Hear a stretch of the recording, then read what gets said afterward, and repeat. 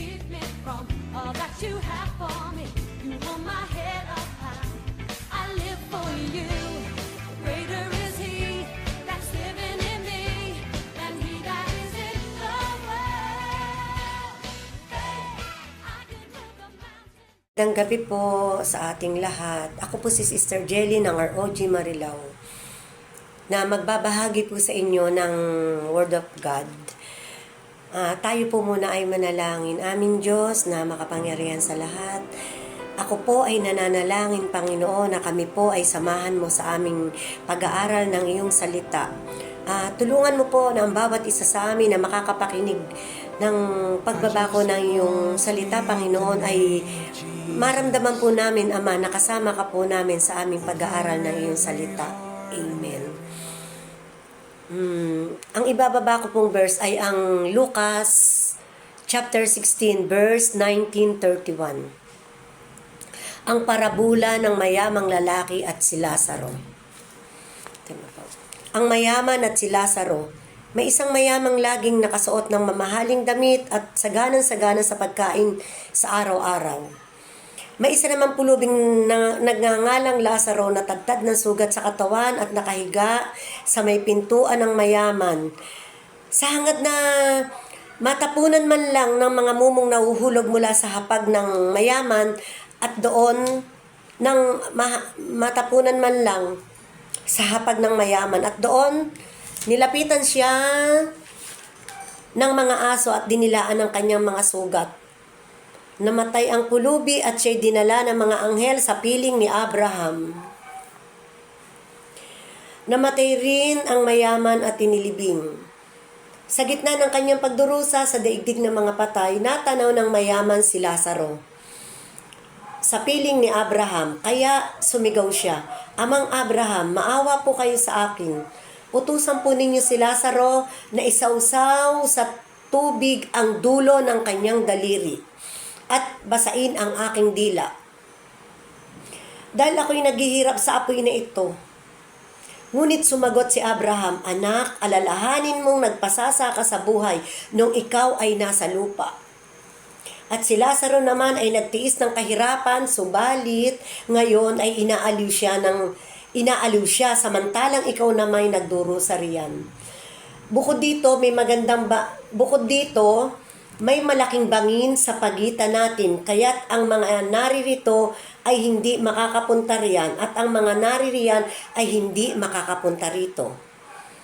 Ngunit sinabi ng mayaman, "Kung gayon po, Amang Abraham, ipinapakiusap kong papuntahin na lamang ninyo si Lazaro sa bahay ng aking ama.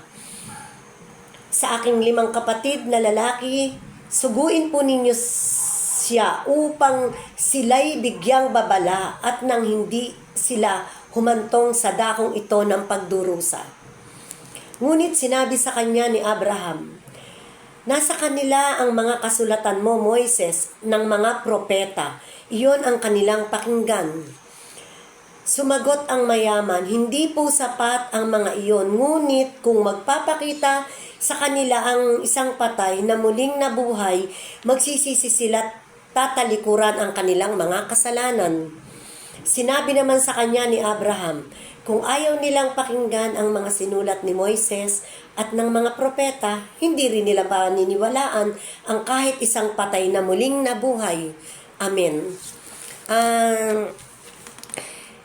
Yun po yung buhay po dito sa lupa.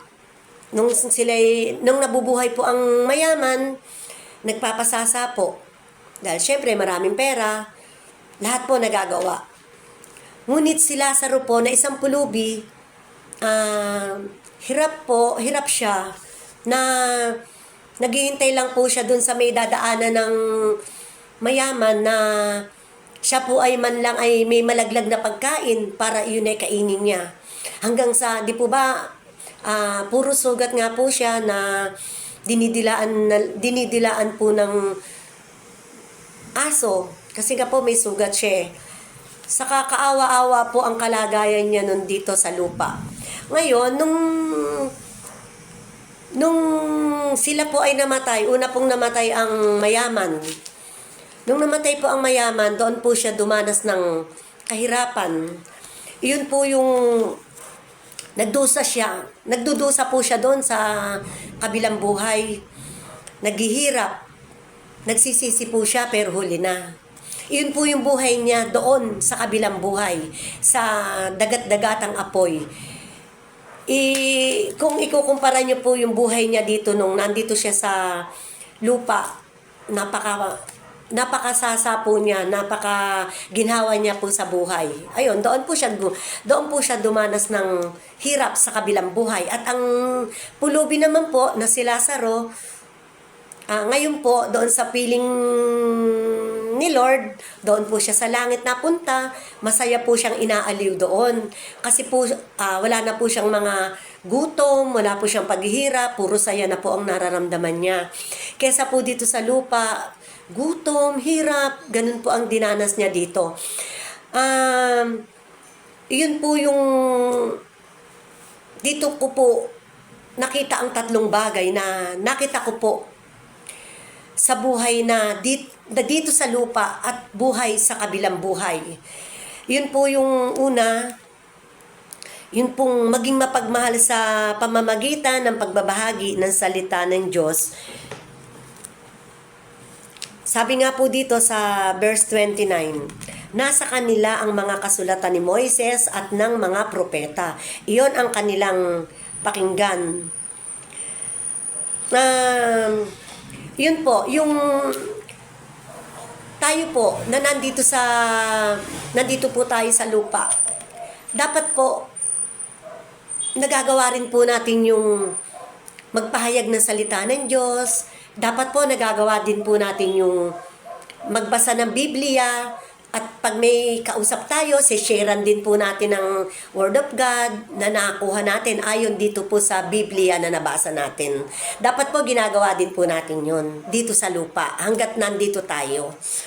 Ngayon, yun din po, yung pangalawa po, yung gumawa ng kabutihan, makita ang Diyos sa iyong mga gawa. Dapat po maging mahabagin po tayo, maawain. Yung pong puso natin, dapat lagi nating nararamdaman na may habag, may awa. Yun po, na kung ano po yung nakikita natin sa paligid natin, dapat po may pandama tayo.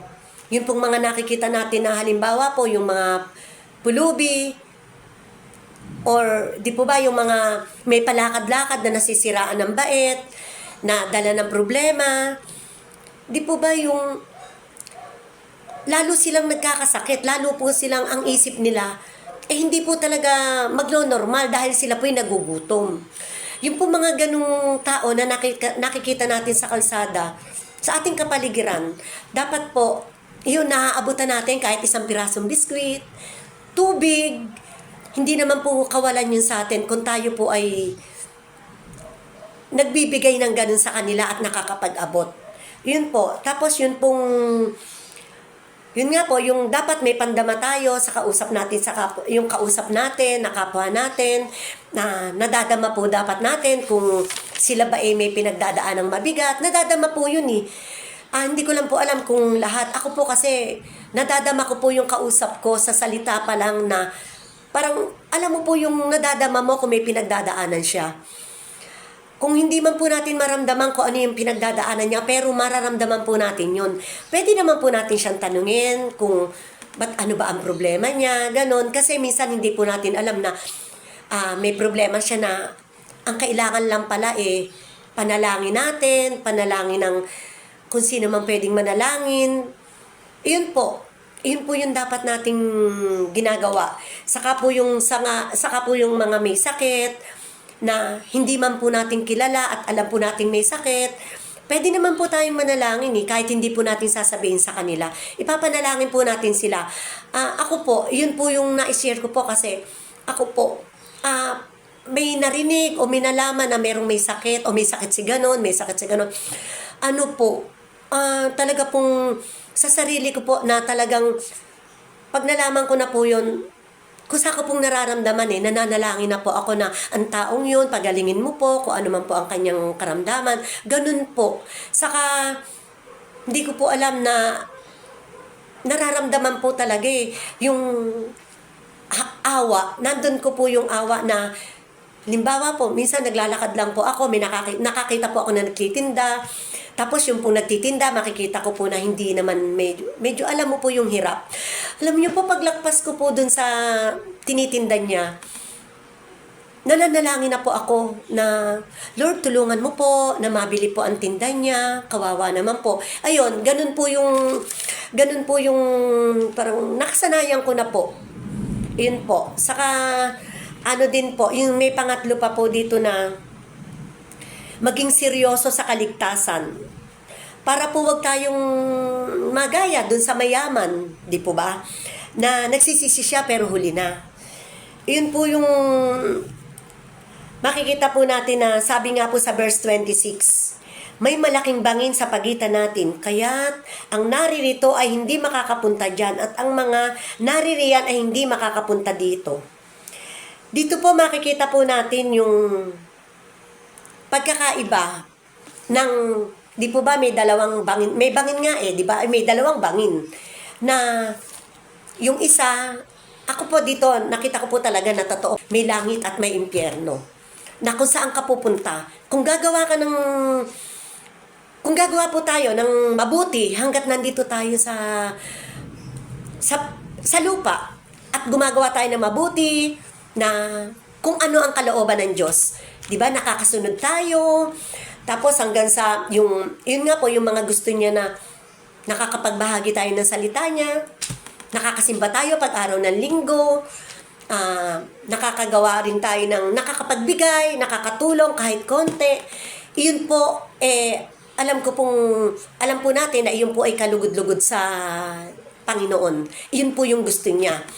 Ngayon, kung hindi po tayo susunod sa kanyang kalooban, hindi tayo marunong humingi ng tawad, saan po ba tayo pupunta? Hindi po ba? Sa dagat-dagatang apoy. Iyon po yung nakita natin dito sa verse po na to. Dito po sa binasa ko na chapter po na to. At ang conclusion na po tayo. Yun pong, para po sa akin, ang conclusion ko po dito is, yung pong, di po ba, walang kwenta ang pera, ang maraming pera, maraming kayamanan, kung wala naman po tayong oras at panahon sa Diyos na may-ari po ng buhay natin. Hanggat nabubuhay po tayo dito sa mundong ibabaw, dapat po marunong tayong sumunod sa kanyang kalooban.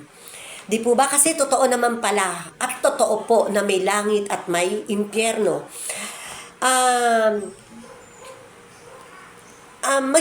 Mag-share po ako ng konti dito na meron po talagang langit at may impyerno. Meron po akong neighbor na matanda na nun. Senior na siya, talagang matanda na po siya. Naging kaibigan ko po siya. Nung siya po namatay na po siya. Tapos lagi ko po siyang napapaginipan. Kahit sa panaginip, nagkikwento siya sa akin ng tungkol sa nangyayari sa mga anak niya dito sa lupa. Ang pinagtatakan ko po, paano niya nalalaman yon? At kaya ko rin po nalaman na alam niya na totoo yung sinasabi niya sa akin sa panaginip. Nung pong may patay na nakipaglibing ako, doon ko po nakasama sa libing ang kanyang pong manugang, anak, na nagkwento po sa akin na yung po palang kwento ng kaibigan kong matanda na ito, doon sa kabilang buhay, na siya, di ba, patay na po siya. Totoo po pala, na ako po yung nakakaalam na totoo po kasi ayon po sa kwento nung manugang at saka po nung anak. Na talaga nga pong namumroblema siya kasi nag-aaway daw po yung anak, yung kuya at saka yung bunso. Ang bunso po doon is kumari ko, yung babae. Yun nga po, na kumari ko siya. Doon ko po nalaman na, sabi ko, Gara, paano kayang nalaman yun? Wala na siya, patay na. Ayun po. Tapos yung huling-huling panaginip ko po, ang sabi po sa akin ni nanay po kasi tawag ko doon, sabi niya po sa akin, nahihirapan siya. Mahirap daw po doon. Sabi ko, bakit, Nay? Wala, basta sabi lang po niya, nahihirapan ako, Jel. Yun lang po sabi niya. Tapos po nagising na ako. Nung huling panaginip ko na po noon, na matagal na po, kumakaway na po siya sa akin. Mula po noon, di ko na po siya napaginipan. Kaya po ayon sa binasa natin, totoo po na pag dito tayo sa lupa, saka correction po nga pala, meron po, nung nandito po siya sa lupa, ako po mismo nakakita kung ano ang buhay niya dito sa lupa. Kung anong klaseng tao siya. Pero matanda na po siya ha. Yung hindi po siya, basta iba po yung mga ginagawa niya. Totoo po na pag tayo dito sa lupa, hindi tayo naging masunurin sa Diyos. Dadanasin po talaga natin yun sa dagat-dagatang apoy. Yun po yung verse ko dito na, di po ba, yung sabi nga po, di po ba, sabi ni Abraham dito, anak, alalahanin mong nagpasasa ka sa buhay noong ikaw ay nasa lupa. At si Lazaro naman ay nagtiis ng kahirapan, subalit ngayon ay inaaliw siya rito, samantalang ikaw naman ay nagduro sa riyan.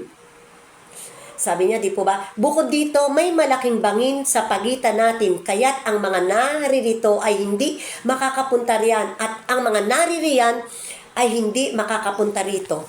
Amen. Iyon po yung isang katotohanan na dapat po talaga tayo susunod kung ano ang kalooban ng Diyos at lakaran po natin ayon sa kanyang kagustuhan.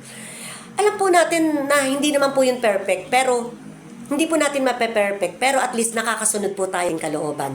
Yun lang po, amen po. Aming Diyos na makapangyarihan sa lahat, kami po ay nagpapasalamat sa oras na to, Panginoon, at muli mo po kaming binigyan ng pagkakataon, oras, upang kami po ay makapag-aral na iyong salita. At alam po namin, Panginoon, na kami po ay may natutunan sa oras na to sa aming pag-aaral ng iyong salita. Lord, maraming salamat sa pangalan mo, Jesus. Amen. Cause I know there is peace within your presence. I speak Jesus.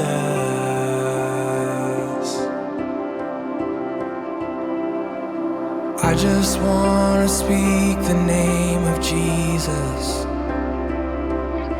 till every dark addiction starts to break. Declaring there is hope and there is freedom. I speak Jesus.